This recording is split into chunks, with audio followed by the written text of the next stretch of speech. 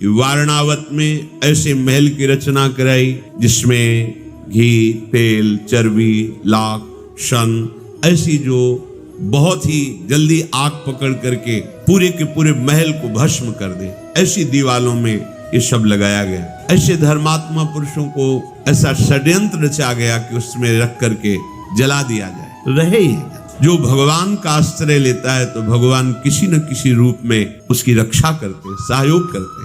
विदुर जी ने एक सुरंग बनाने वाले को भेजा और अपनी गुप्त बातें जो म्लेच्छ भाषा में युधिष्ठिर जी से की थी वो सुरंग बनाने वाले ने उन्हें बताई कि अर्थात मैं विश्वसनीय हूँ, विदुर जी के द्वारा भेजा हुआ। उसने महल की सफाई के बहाने वहां सुरंग की रचना की। कल प्रसंग में आपने सुना भीमसेन ने कि पुरोचन आग लगाएगा उससे पहले हम आग लगा देते हैं। दुर्योधन का मंत्री पुरोचन और 5 पुत्रों के सहित भीलनी और पूरा महल आग से जलकर राख हुआ। 5 पांडव कुंती जी के साथ सुरंग से निकले।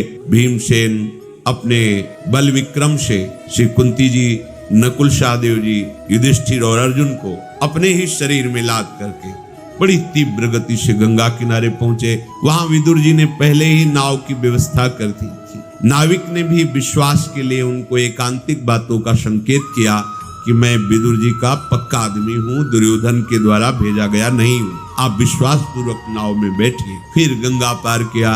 संध्या काल का समय था। ऐसे बीहड़ जंगल में जहाँ किसी व्यक्ति का ही प्रवेश नहीं होता था। सोचो ऐसे महारथी, ऐसे धर्मवेत्ताओं को कितना कष्ट मिलता है। कष्ट से कभी घबराना नहीं चाहिए, धैर्य पूर्वक हर विपत्ति को सहना चाहिए। ये मनुष्य जन्म घबराने के लिए नहीं मिला है। विपत्ति को सहकर आगे बढ़ना, उस पद को प्राप्त करना जहां कोई विपत्ति नहीं, वो भगवान के चरणारविंद है। संध्या काल होते होते उस जंगल में प्रवेश किया जहां बहुत गर्म वायु चल रही थी। ज्येष्ठ आषाढ़ मास के संधि काल का समय था। ऐसी गर्म वायु और इतना भयावह समय, सुरंग से निकल करके आ रहे, प्यास से व्याकुल हो गए पांडवजन। माता कुंती ने देखा कि यहाँ जल, फल, मूल बिल्कुल अभाव है, बड़ा शुष्क जंगल है। उन्होंने कहा कि मैं 5 पुत्रों की माता हूं और प्यास से व्याकुल हूं, क्या मुझे कोई पानी पिला सकता है? माता के वात्सल्य में वचन सुन करके भीमसेन मन ही मन संतप्त हो उठे कि जो राजमाता है, जो महलों में दासियों के द्वारा सेवित होकर रहना चाहिए, उनको ऐसे जंगल में, ऐसे कष्ट में, और वो इतना प्यास से व्याकुल है। भीमसेन ने उस निर्जन वन में देखा एक विशाल पीपल का वृक्ष है। पीपल का वृक्ष भगवान वासुदेव का स्वरूप माना जाता है। उसके नीचे पत्ते साफ करके नकुल, सहदेव, अर्जुन जी, युधिष्ठिर जी, कुंती जी को अपने शरीर से उतारा, बैठा ला और कहा आप सावधान रहना, मैं पानी की खोज कर रहा हूँ। सारस आदि पक्षियों का कलरव बहुत दूर सुनाई दिया तो समझ गए ये कहीं सरोवर है, तभी ये पक्षियों की आवाज आ रही। आवाज का अनुसंधान करते हुए सरोवर के समीप पहुंचे, स्वयं जल पिया और अपने ऊपर के वस्त्र से जल को गीला करके, कि एक एक अंजुली ही आ जाएगा तो प्राण बच जाएंगे, पात्र ही नहीं है जल के लिए, तो उस वस्त्र को गीला करके जल लेकर के वहां पहुंचे। वहां देखा श्रमित होने के कारण सब बेशुद्ध हो रहे। कुंती जी भी सो गई, युधिष्ठिर जी, अर्जुन जी, नकुल जी, सहदेव जी विचार करने लगे कि हस्तिनापुर के महल में उत्तम शैया पर भी जिनको सहज में नींद नहीं आती थी, ये आज हमारा परिवार भूमि पर पड़ा हुआ ऐसा बेशुद्ध सो रहा है, ये उचित नहीं है। जिसके हम जैसे महारथी पुत्र है, उस माँ को ऐसी अवस्था में, पर प्रारब्ध बड़ा बलवान है, विधान बड़ा बलवान है। भीमसेन ऐसा सोचे, फिर सोचा कि प्यासे तो जरूर हैं पर नींद आ गई, इसलिए जगाना नहीं चाहिए, मुझे बैठकर इनकी रक्षा करनी चाहिए और इंतजार करना चाहिए। बैठे बैठे एकदम चिंतन गया कि दुरात्मा धृतराष्ट्र हमारे बड़े पिता कहलाते हैं और अपने पुत्रों के पक्ष में आकर हम लोगों को ऐसे संकट में डाल दिया, हम सबको जलाना चाहा, आज हम भारी कष्ट में फंस गए हैं। एक समय आएगा कि मैं इन सबको दंड तो जरूर दूंगा। भीम ऐसा निश्चय कर रहे हैं और स्वयं जागते हुए उनकी रक्षा कर रहे हैं। जहां पांडव विराजमान थे वहीं पास में एक शाल वन था। वहां ऊंचे साल वृक्ष पर बड़ा ही भयावह बलवान राक्षस रहता था, हिडिंब। उसको गंध आई मनुष्य की, बड़ा क्रूर था, मनुष्य का मांस उसे बहुत प्रिय था और पराक्रमी था। क्रूरता उसके स्वभाव में थी। बड़ी बड़ी दाढ़ें, विकराल मुख, भयंकर काला शरीर, बहुत विशाल पेट। उसने अपनी बहन हिडिंबा से कहा कि मुझे मनुष्य की गंध आ रही, बहुत भूख लग रही, विधाता ने मेरे लिए स्वयं भोजन भेजा है, नहीं तो ऐसे जंगल में कहाँ मनुष्य आते हैं। जाओ इन सबको मारकर मेरे लिए लाओ। जब मैं मनुष्य की गर्दन को काट करके रक्त पीता हूं तब मुझे खुशी होती है। इनको पाकर के मैं तृप्त भी हो जाऊंगा। ऊंचे वृक्ष से देख रहा, क्योंकि बलवान दिखाई देते हैं। अपने भाई हिडिंब के कहने पर हिडिंबा प्रणाम करके अपने भाई को, जहां पांडव विराजमान थी पीपल वृक्ष के नीचे, वहां पहुंची। संकट पे संकट धर्मात्माओं को, सत्य मार्ग पर चलने वालों को, पर विजय श्री सत्य की ही होती है। वहां जाकर के देखा कि और तो सब सो रहे हैं, विशाल काय तेजवान भीमसेन जग रहे। देखा मानो कोई पहाड़ हो, ऐसे आकृति वाले भीमसेन, वायुपुत्र, महाबली हनुमान जी के भ्राता भी हुए, वायुपुत्र के नाते अपार बल है। वो भीम के भुजाओं को, वक्षा स्थल को देख करके मोहित हो गई। विचार किया कि भाई तो क्रूरता भरी आज्ञा करी कि इनको मार के ले आओ, अगर मैं इनको मारूंगी तो 2 घड़ी में सबको खा जाएंगे, और अगर मैं इनको प्रसन्न कर लूं तो जीवन भर इनके साथ रह सकती हूँ। भगवान जिससे भक्त का मंगल होता है हर विधान वही कहते हैं। कई बार सत्संग में कहा है, तुम्हारे सामने तलवार आएगी, डरना मत, वो हार बन करके गले में पड़ जाएगी, वो तुम्हारे गले में खरोच भी नहीं पैदा कर पाएगी।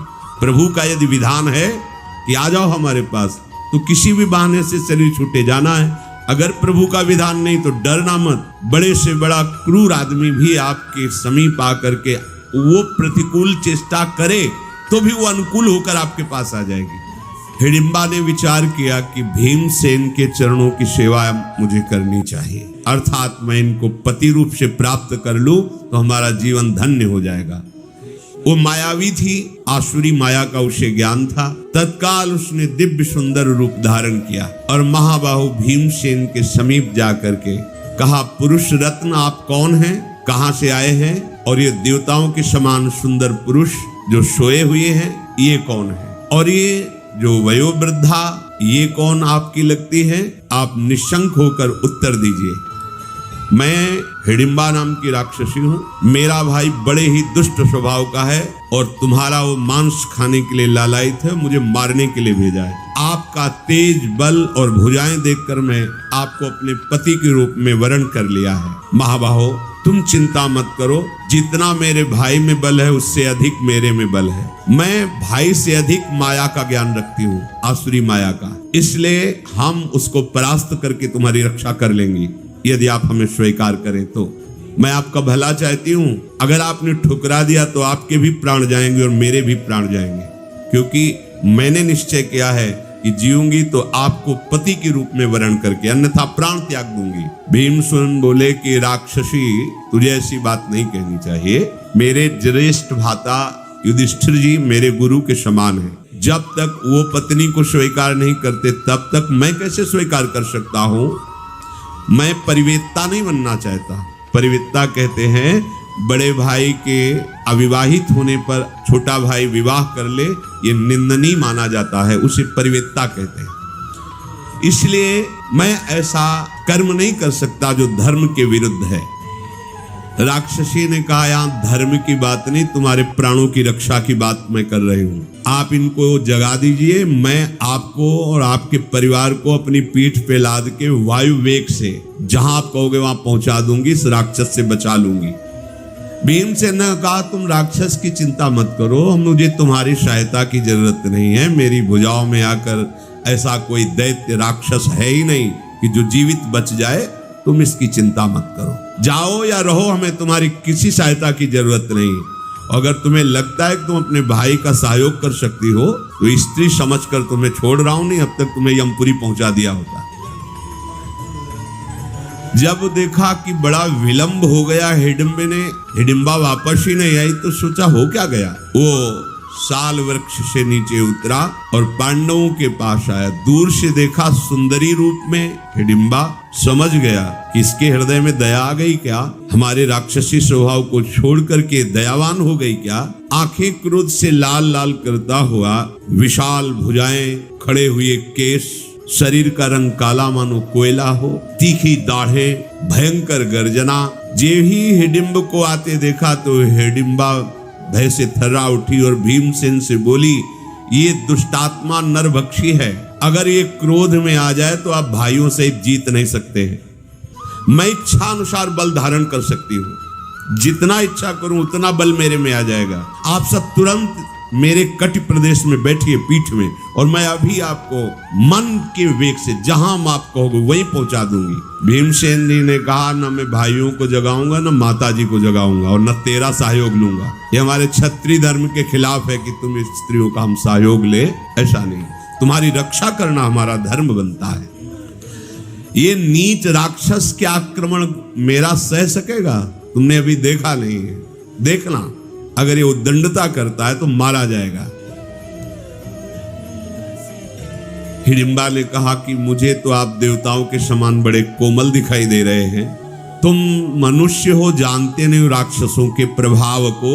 मैं जानती हूं। नरभक्षी राक्षस हिडिंब क्रोध में भरकर दोनों की बातें सुन रहा था। अपनी बहन पर दृष्टि डाल के उसने कहा, धोखा, मेरे साथ धोखा। ये मनोहर रूप धारण करके तुम उस मनुष्य को चाहने लगी हो।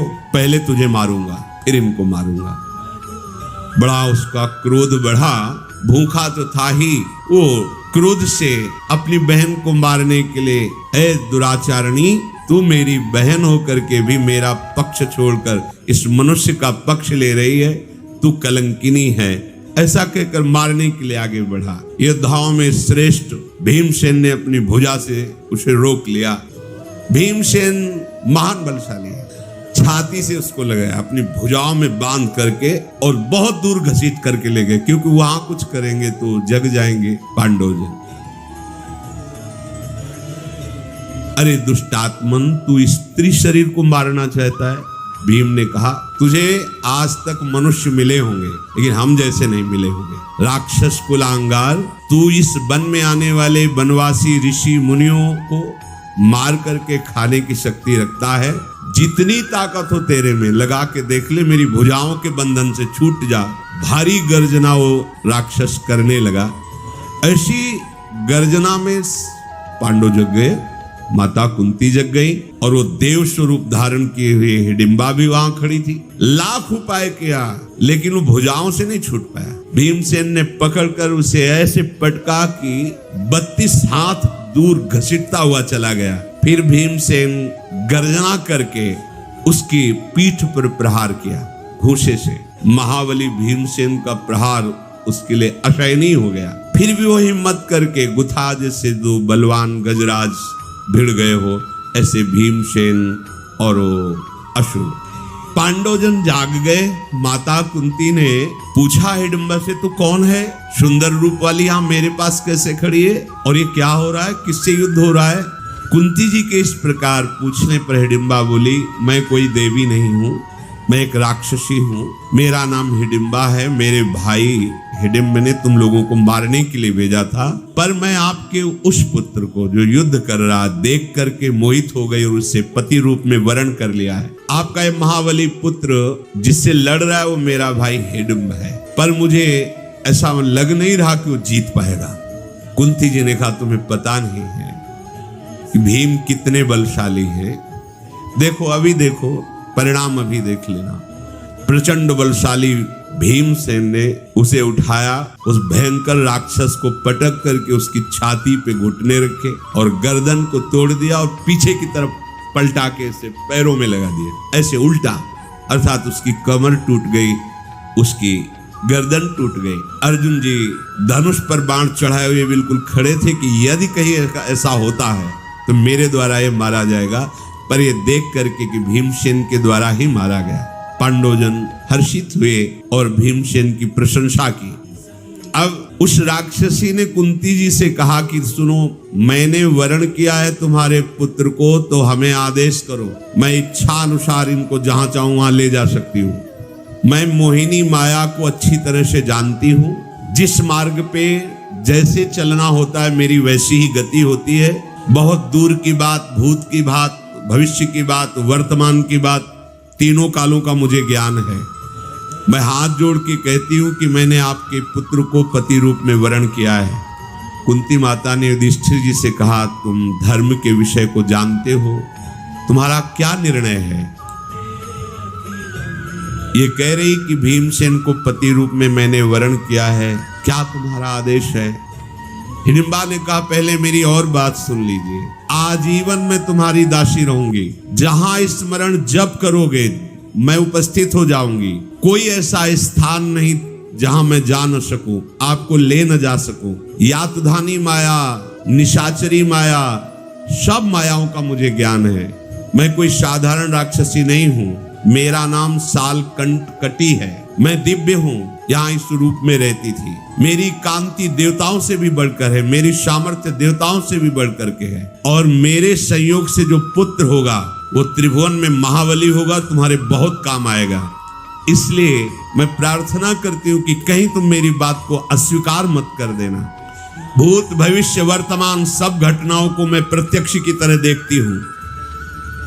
अगर मेरी बात स्वीकार करते हो तो मैं आगे का मार्ग बताती हूँ। आगे एक सरोवर है, उसका जल ऐसा है पी लेने पर तुम्हें भूख, थकान ये परेशान नहीं करेगी। जो ही आप उस सरोवर में जल पीकर आगे बढ़ेंगे, भगवान व्यास देव जी का मिलन होगा। ये मैं सब देख रही हूँ। देखो, ये सिद्धियां तो राक्षसों में भी होती हैं। हमारे मन में क्या चल रहा है, आगे क्या?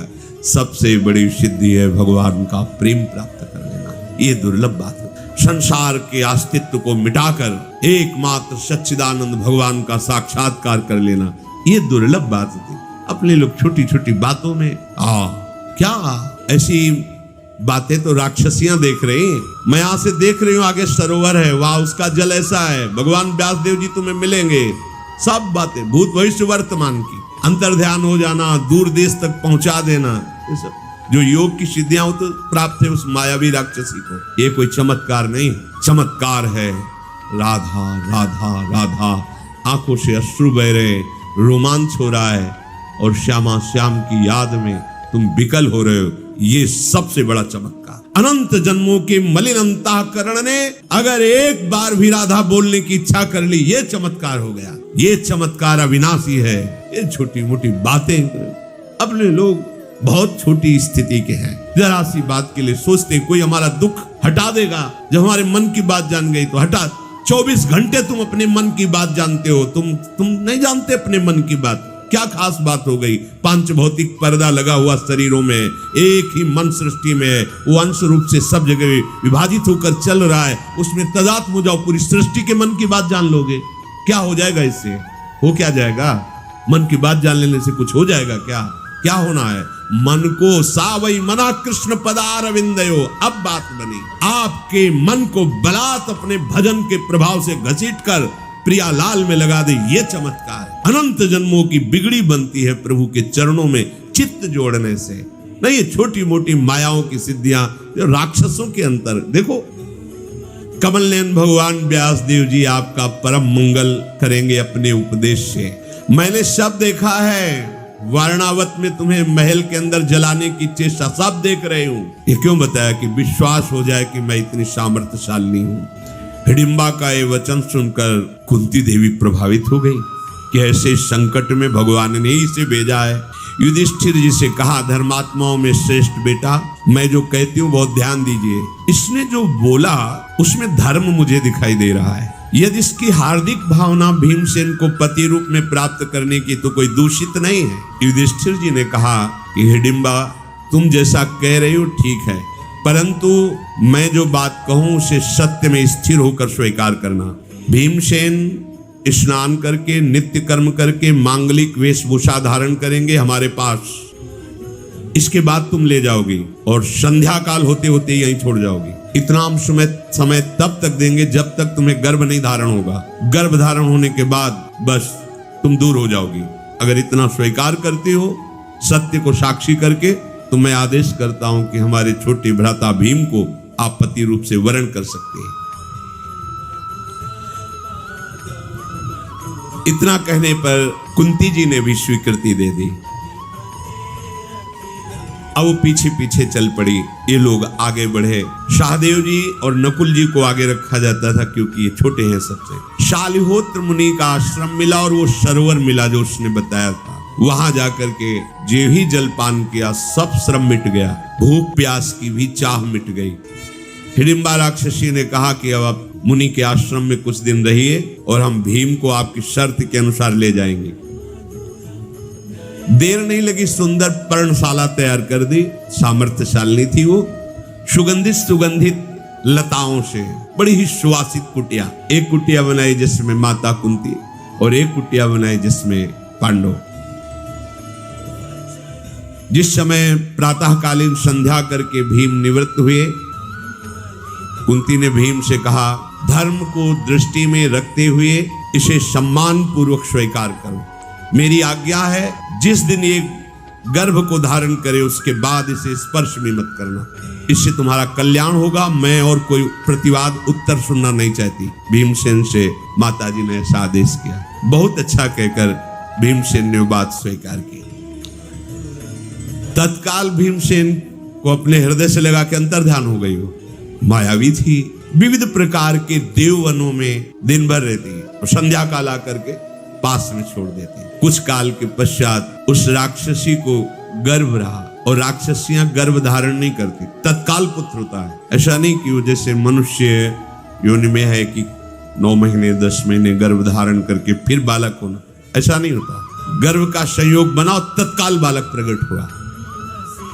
उसी समय वो एक बलवान ऐसा पुत्र जो आकाश तक दिखाई दे रहा, ऐसे बेटा पैदा हुआ। भीमसेन भी ऐसे देख रहे थे बालक को, ऐसा बालक पैदा हुआ। कान ऐसे जैसे भाला, नुकीले ऐसे, बड़ा ही भयंकर आवाज ऐसी मानो पर्वत फट जाए, ऐसी गर्जना उसकी। विशाल काय शरीर, शत्रुओं का दमन करने के भावना से नाक और आंखें फड़क रही थी। मतलब भीमसेन उसकी बहुत पिंडलियों तक ही होंगे, बेटा इतना बड़ा। वो घुटने के बल होकर प्रणाम करके भीमसेन से कहा, कोई भी पिशाच, राक्षस, गंधर्व, देवता, ऐसा नहीं कि मैं क्रोध में भर जाऊं और मुझे परास्त कर दे। मैं इतना शक्ति का अनुभव कर रहा हूं। यद्यपि मैं अभी अभी प्रकट हुआ हूं, पर त्रिभुवन में ऐसा कोई वीर नहीं जिसको मैं अभी परास्त न कर सकूं। राक्षसियां जब गर्भ धारण करती तो तत्काल उसको जन्म दे देती हैं और इच्छानुसार रूप धारण करने में ये समर्थ होती है। हाथ जोड़ करके भीम से उसने कहा कि जब आप हमें बुलाएंगे तब हम उपस्थित हो जाएंगे। जो सेवा कहेंगे वो हमारे लिए कोई ऐसा नहीं होगा कि मैं नहीं कर पाऊंगा, पर मेरा नाम तो रख दो। तो घटो हास्योत्कच इति माता तम प्रत्यभाषत अब्रवीत तेन नामस्य घटोत्कच इति स्महा। खोपड़ी में एक भी बाल नहीं, विशाल का एक खोपड़ी है। उत्कच माने घट, बाल रहित, केश रहित, इसलिए घटोत्कच। कच माने होता बाल, घटो एकदम एक भी बाल नहीं, बाल रहित सिर होने के कारण उसका नाम घटोत्कच रखा गया। हिडिंबा ने कहा, शर्त के अनुसार हमारा आपका मिलन समाप्त, और वो अंतर ध्यान हो गई। घटोत्कच हाथ जोड़े हुए भीम के साथ वहां पहुंचा जहां कुंती से अर्जुन आदि विराजमान थे। भीम ने कहा, ये हमारी माँ है। घटोत्कच ने प्रणाम किया और कहा, निशंक होकर आदेश कीजिए, मैं आपकी क्या सेवा करूं। कुंती जी ने कहा कि ओ, तुम्हारा जन्म कुरुकुल में हुआ है, तुम भीमसेन के पुत्र हो, इसलिए 5 पांडव तुम्हारे पिता के समान हैं, तुम्हें सदैव हमारी सहायता करनी होगी। घटोत्कच ने कुंती जी को प्रणाम करके कहा, दादी जी, रावण और मेघनाथ की जो महिमा बल में है उससे मैं पाई भर भी कम नहीं हूं। अगर मैं अपने स्वरूप में आ जाऊं तो प्रलय कर सकता हूं।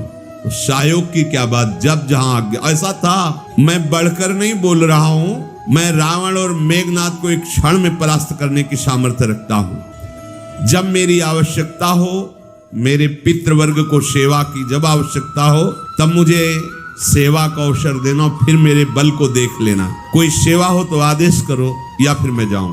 कुंती जी ने कहा, भी कोई सेवा नहीं। उत्तर दिशा की तरफ मुख किया और अंतर ध्यान हो गया, चला गया। महारथी पांडव बड़े प्रसन्न हुए। वो धीरे से उस वन को त्याग कर दूसरे वन में आगे बढ़े। सबकी जटाएं बन गई थीं, वल्कल वस्त्र धारण किए थे।